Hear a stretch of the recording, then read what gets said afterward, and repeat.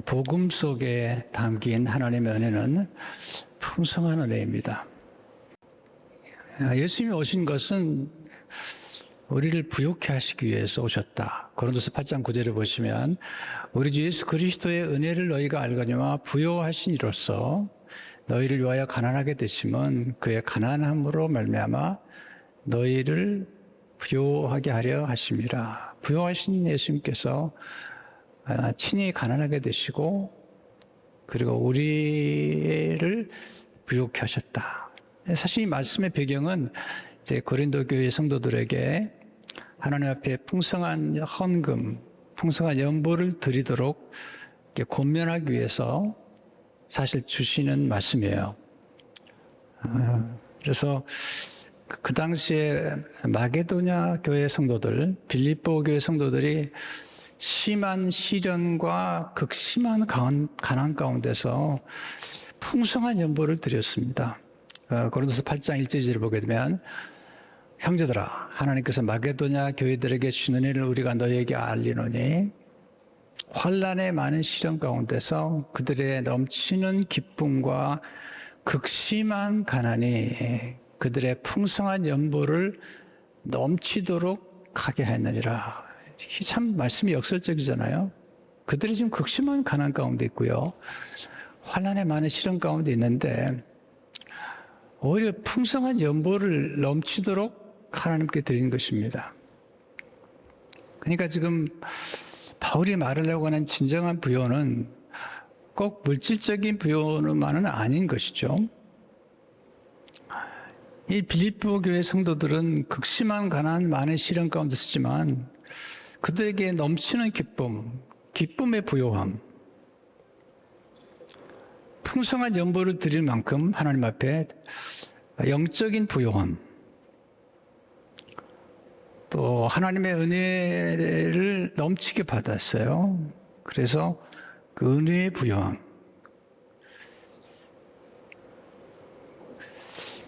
특별히 이렇게 나누고 드린다는 것은 사랑이 많아야 되는데 사랑의 풍성함, 사랑의 충만함이 그들에게 있었던 겁니다.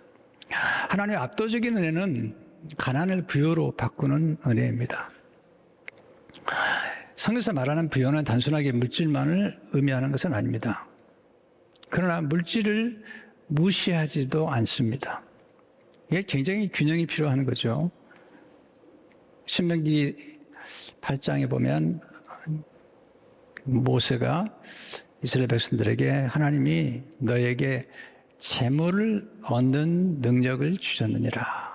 그렇게 말씀하셨어요. 재물을 얻는 능력을 주셨다. 성경은 그 돈의 위험성을 말하면서도 돈의 가치나 돈의 소중함을 절대로 무시하지 않습니다. 성경에서 말하는 부요함은 단순하게 물질만 얘기하는 건 아니죠. 환경과 관계의 부요함, 또 사랑의 부요함, 영적인 부요함, 특별히 성품의 부요함, 신성한 성품의 부요함, 이런 것들을 이제 포함하고 있는 것입니다. 우리가 이제 질문해 보시죠. 왜 가난이 있을까? 가난한 자는 너희가 항상 있을 것이다 말씀하셨는데 왜 가난이 있는 것일까? 지금도 가난해서 굶어 죽는 분들이 참 많잖아요. 그리고 하루에 한 끼밖에 먹을 수 없는 분들이 너무 많은 거죠. 왜 가난이 왔을까? 근본적인 문제를 좀 생각해 보고요. 예수님 오셔서 어떻게 가난의 문제를 해결하셨고 또 가난을 부요함으로 만드시는 하나님의 은총의 수단은 무엇일까? 이런 점들을 좀 나눠보고 싶습니다. 첫째로 아담의 죄 때문에 가난이 임했습니다. 에덴 동산은 부요했죠. 풍성했는데 아담이 지은 죄, 불순종의 죄 때문에, 교만의 죄 때문에 저주가 임했어요. 창세기 3장 17절을 보시면 아담에게 이르시되 내가 내 아내의 말을 듣고 내가 내게 먹지 말라 한 나무 열매를 먹었은즉 땅은 너로 말미암아 저주를 받고 너는 평생에 수고하여 그 소산을 먹으리라. 하나님의 복은 하나님의 생명의 풍성함이죠. 생명이 흘러가는 것. 그러니까 하나님의 생명이 흘러가는 것마다 번성하고 치유회복이 있는데 저주는 하나님의 생명의 공급이 단절된 것입니다. 그래서 이제 가난이 온 것이죠. 여러분, 가난은 불편한 정도가 아니라 불행합니다. 신명기 18장 53절에서 55절에 보면 내가 적군에게 에워싸이고 맹렬한 공격을 받아 곤란을 당하므로 내 하나님 여호와께서 내게 주신 자녀 곧 내 몸의 소생의 살을 먹을 것이라. 기가 막힌 얘기죠. 너희 중에 온유하고 연약한 남자까지도 이 성품도 좋아요. 온유한 남자예요. 근데 너무 어려워지니까 그 형제와 그의 품의 아내와 그의 남은 자녀를 미운 눈으로 바라보며, 이거 보십시오. 너무 가난하니까 온유한 성품도 소용이 없는 거죠. 자기가 먹는 그 자녀의 살을 그중 누구에게든지 주지 아니하리니 이는 내 적군이 내 모든 성읍을 에워싸고 맹렬히 너를 쳐서 곤란하게 하므로 아무것도 그에게 남음이 없는 까닭일 것이며. 이런 일들이 역사적으로 정말 일어납니다. 아람 군대가 사마리아 성을 에워쌌을 때 그때 자녀를 삶아 먹습니다.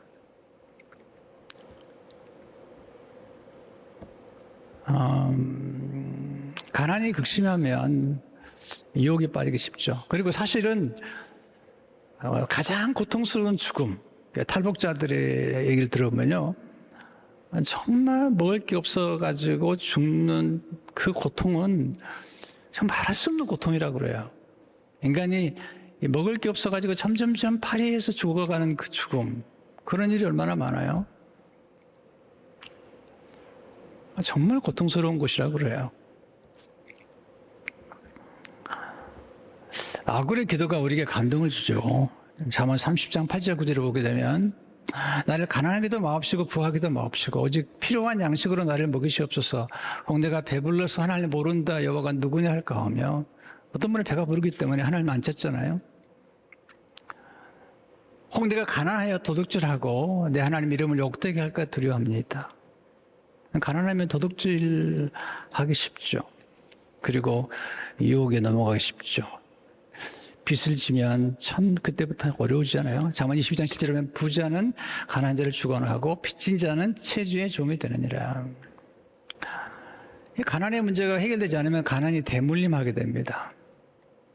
가난은 가볍게 볼 일이 아닙니다.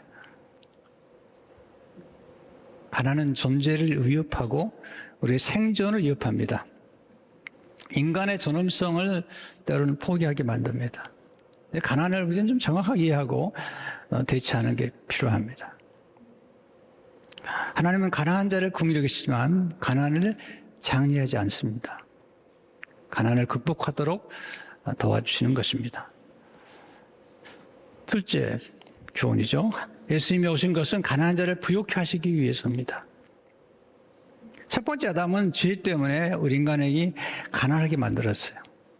마지막 아담이신 예수님은 우리를 부욕해 하시기 위해서 오신 겁니다.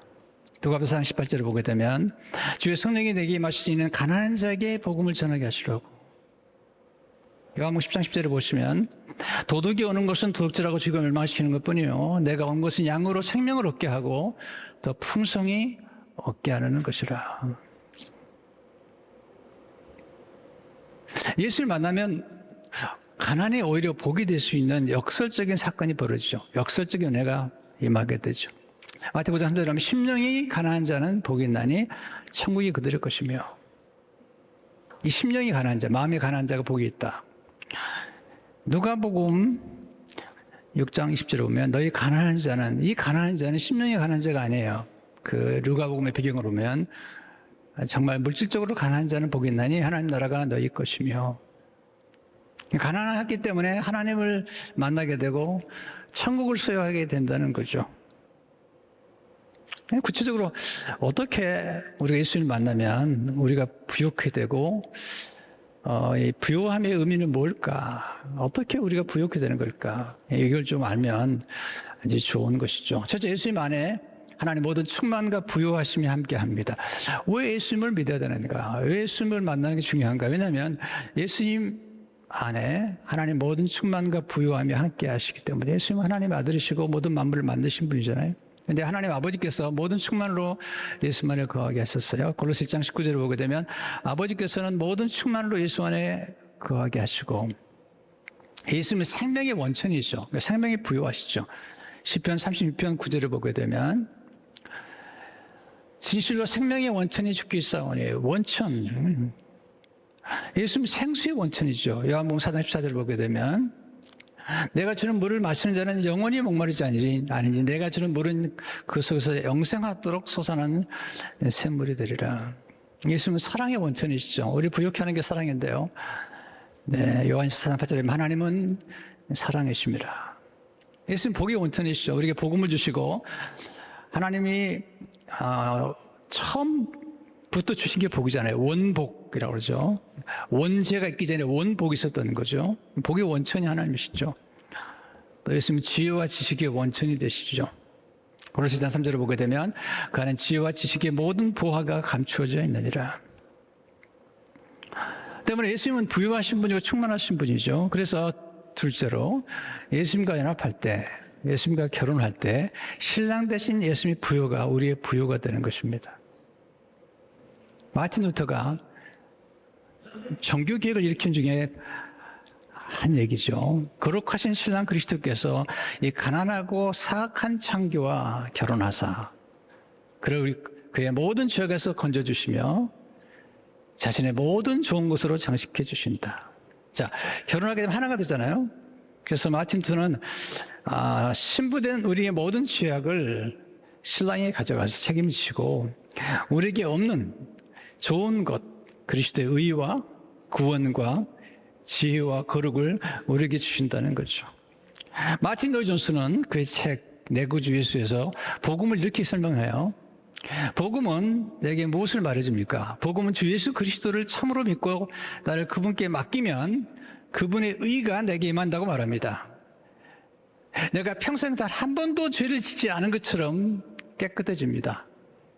하나님은 내가 의롭다고 선언하십니다.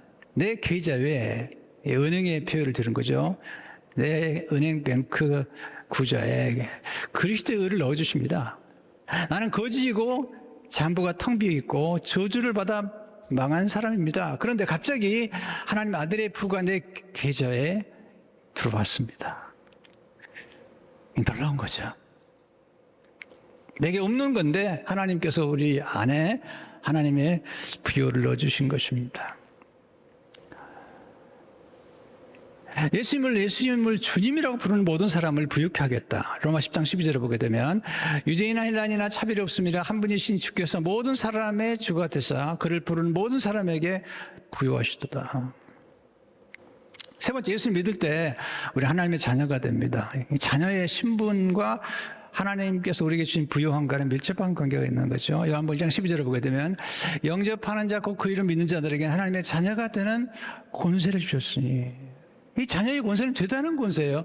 하나님 아버지께 언제나 나갈 수 있고 하나님 아버지가 소유한 모든 것들을 받아 누릴 수 있는 권세죠. 우리는 그래서 육신의 아버지와 함께 하늘의 아버지를 만나야 되죠. 이 자녀의 권세 대단한 거예요. 이 자녀의 권세라는 것은 정체성이잖아요. 정체성. 그 정체성이 중요한 게 우리 하나님의 자녀라는 것은 우리 하나님께 소속된 것이며 또 하나님이 소유한 모든 것들을 우리가 소유하시기 때문에 우리가 그만큼 부유한 거라는 거죠. 이 정체성은 우리가 누구에게 소속되어 있으면 누구의 보호와 공고를 받을 수 있는지를 말해주는 것입니다. 바울은 로마서에서 우리가 하나님의 자녀가 되었다. 로마서 8장 14절 16절을 보게 되면 뭐 하나님의 인도를 받는 사람은 곧 하나님의 아들이라. 너희는 다시 무수하는 종영을 받지 않고 양자의 영을 받았으므로 우리가 아빠 아버지라고 부르짖니라. 성령이 친히 우리의 영과 더불어 우리 하나님의 자녀인 것을 증언하시나니. 세 번째, 예수님을 믿을 때 우리는 하나님의 상속자가 되는 것입니다. 자녀도 놀라운데 우리가 하나님의 상속자가 된 거죠. 로마서 8장 17절을 보게 되면 자녀면 또한 상속자고 하나님의 상속자요 그리스도와 함께한 상속자니 우리가 그와 함께 영광을 받기 위하여 고난도 함께 받아야 할 것이니라. 마지막으로 하나님은 은총의 수단을 통해서 우리를 부유케 하십니다. 우리를 어떻게 부유케 하는가? 여러 가지가 있겠죠. 이미 지금 믿음에 대해서 말씀드렸고 많은데 하나님께서 우리를 선택하셔서 이렇게 부욕해, 우리 삶을 부욕해 하시고 충만하게 하시는 하나님의 은혜의 수단이 뭘까? 5가지로 압축해서 말씀드리고 싶어요. 첫째, 하나님은 교육을 통해서 우리를 부욕해 하십니다. 교육은 하나님의 아이디어죠. 히브리 노예들을 하나님께서 부욕해 하기 위해서 하나님은 그들에게 놀라운 부여를 약속하세요. 모든 민족이 꾸짖지 않아요. 유대인들이 얼마나 부여해요. 그 정신이 언제 왔냐면 하나님께서 출애굽시킨 다음에 그들을 가르친 거죠. 하나님은 무지를 경계하시죠. 호세아 4장 6절을 보게 되면 내 백성이 지식이 없음으로 망하는도다. 지식이 없으면 망하는 거죠. 사무엘상 2장 3절에 보면 여호와는 지식이 하나님이시라. 정말 훌륭한 목자가 뭘까요? 제가 에레미야 3장 15절을 보면서 지식의 중요성을 철저하게 내가 또 내 마음에 합한 목자를 저에게 주니 그들이 지식과 명철로 너희를 양육하리라. 제가 이 지식과 명철을 위해서 늘 기도해요. 늘 공부해요. 늘 연구해요. 왜냐하면 지식과 명철로 양들을 양육해야지 양들의 삶이 풍성해지는 거죠. 제가 자주 인용하는 말씀 2군데 인용하겠어요. 신명기 4장 6절 말씀. 너희는 지켜행하라. 이것이 여러 민족 앞에서 너희의 지혜요 너희의 지식이라. 그들이 모든 규례를 듣고 이르기를 이 큰 나라 사람은 과연 지혜와 지식이 있는 백성이라도 하리라. 유대인들이 큰 나라 사람이 되어버린 거죠. 뭐 때문에? 지혜와 지식 때문에. 잠언 24장 3절 4절을 보세요. 집은 지혜로 말미암아 건축되고 명철로 말미암아 견고하게 되며 또 방들은 지식으로 말미암아 각종 귀하고 아름다운 보배로 채우겠다느니라. 여러분, 지식이 정말 중요해요. 교육 중요해요. 여러분, 교육을 소중히 여기고 교육을 통해서 하나님께서 가난의 사이클을 이렇게 잘라내신 거죠. 우리나라의 선교사님들 와서 한 게 뭐죠? 2가지죠. 학교를 세우고 병원을 세운 거죠. 2가지. 학교를 세워서 지식, 문맹자들을 눈뜨게 만들고 공부시키고 유학 보내고 그래서 우리나라가 지금 대단한 나라가 된 거죠. 병원도 많이 세웠잖아요.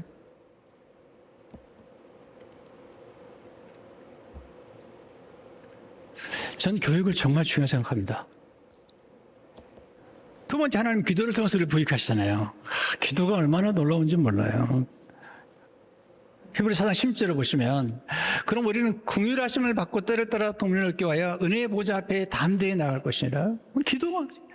기도가 얼마나 놀라운 약속인지 몰라요. 요한복음 10장 13절을 보게 되면 너희가 내 이름을 무엇을 구하든지 내가 행하리니 이는 아버지로 하여금 아들로 말미암아 영광을 받으시게 하려 함이라. 기도가 얼마나 놀라운지 몰라요. 빌립보 4장 19절을 보시면 나의 하나님 그리스도 예수 안에서 영광 가운데 그 풍성한 대로 너의 모든 쓸 것을 채우시리라. 하나님 우리의 모든 욕심을 채우지는 않으시지만 우리의 모든 쓸 것을 채우시는 거죠. 세 번째, 하나님은 좋은 만남을 통해서 우리를 부욕해 하시잖아요. 인생은 만남이잖아요. 하나님과의 만남, 복음과의 만남. 성삼위 하나님과의 만남이 세상의 복이죠. 하나님은 우리를 축복하실 때 꼭 좋은 만남, 좋은 은인들, 귀인들을 만나게 하셔서 우리를 도와주잖아요. 낯선 만남이 때로는 놀라운 축복을 주는 거죠. 요셉 보세요. 보디발을 만났죠. 감옥의 간수장을 만났죠. 바로를 만났죠. 다니엘에 갔더니 또 환관장이 그를 도와줍니다. 그러니까 인생은 만남이죠. 하나님 사람을 득사하기 때문에 사람들과의 관계를 잘 가진 사람이 그가 부유한 사람인 거예요. 사람들과의 관계를 잘 갖는 지혜, 이걸 배우게 되면 놀라운 축복을 경험하게 돼요. 젊은 과부였던 루시라는 여인이 보아스를 만나니까 인생 역전이 드라마가 형성이 되는 거죠. 네 번째, 하나님 신고 거두는 법칙을 따라 우리를 부욕해 하세요. 하나님이 가장 싫어하는 게 뭔지 아세요? 게으름, 그 다음에 조급함. 하나님은 씨앗의 원리예요. 겨자씨, 신고 거두는 법칙. 하나님이 제일 싫어하는 게 뭔지 아세요? 돈을 넘게 쉽게 벌려는 거. 이거 여러분, 투자는 좋아요. 투자는 뭐냐면 해놓고 가만히 기다리는 게 투자예요. 투기는 뭐냐? 그냥 일확천금하려고 하는 거예요, 이게. 많은 분들이 투자를 모르고 투기를 해요, 투기. 성경의 원리를 따라 사십시오. 일찍 투자를 하세요. 일찍 시작하세요. 이거 조급하니까 막 무리를 하는 거예요. 조급하니까.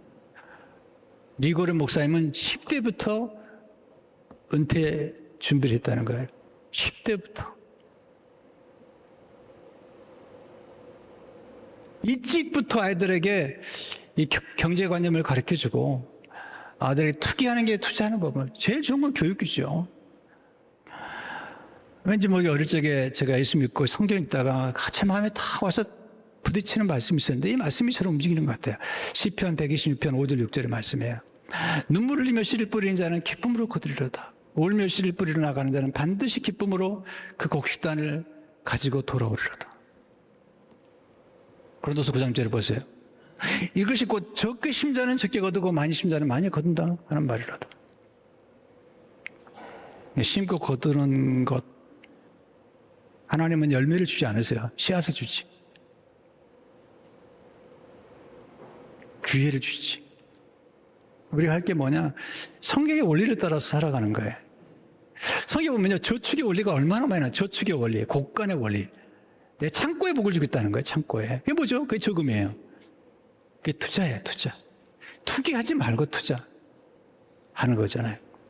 그러니까 보세요. 교육이 투자예요. 그리고 인간관계가 투자예요. 인간관계가. 하나님과의 관계가 투자예요. 요셉이 처음부터 저금하지 않았어요. 요셉은 처음에 하나님과의 관계에서 투자를 했어요. 믿음이 부여했어요. 그는 지식이 투자했어요. 다른 종들을 원망할 때 그는 애굽의 지식과 지혜를 얻었어요. 그리고 좋은 관계를 투자하잖아요. 술 맡던 가는 장. 이렇게 놀라운 일이 벌어집니다. 나중에 가서 이제 또 곡식 거두는 것에 5분의 1씩을 저축하잖아요. 그래서 이제 많이 나눠주는 것을 보게 되죠. 마지막, 드림과 나눔을 통해서 우리를 부욕해야 돼요. 드림과 나눔. 이 복은 나눠야 돼. 진정한 부자는 나눌 줄 아는 사람이죠. 이 나누지 않은 사람들을 가리켜서 졸부라고 졸부. 졸지의 부자가 돼가지고 부자 아닙니다. 부자라는 것은 모름지기 품격이 있는 거예요. 이 품격은 어디서 나오느냐? 그건 나누는 데 나누고 베푸는 데는 거죠. 사람은 참 나눌 줄 알아야 돼. 드리고 나눌 줄 아는 게 사랑이다. 누가복음 38절을 보세요. 주라 그리하면 너에게 주실 것이니 곧 후이되어 누르고 흔들어 넘치도록 하여 너에게 안겨주리라. 너희가 헤아리는 그 헤아림으로 너희도 헤아림을 도로 받을 것이니라. 여러분, 하나님 사랑해보세요. 드리고 싶지. 은혜 받아보세요. 정말 드리고 싶지. 누구 사랑해보세요. 다 주고 싶어. 죽어도 늘 더 못 줘서 아쉬워해. 여러분, 우리를 정말 풍성하게 만든 게 뭘까요? 우리를 부유하게 만드는 건 사랑입니다. 사랑하면 끝이 없는 거야. 사랑해보세요. 교회 사랑해보세요. 정말 좋은 게 보이는 거야. 네, 사랑해보세요. 너무 좋은 거지. 하나님 감사를 통해서 우리를 부욕케 하십니다. 여러분, 성경에서 말하는 부자는 하나님을 소유한 부자고 천국을 소유한 부자잖아요. 나눌 줄 알고. 근데 정말 중요한 게 있어요. 감사하죠.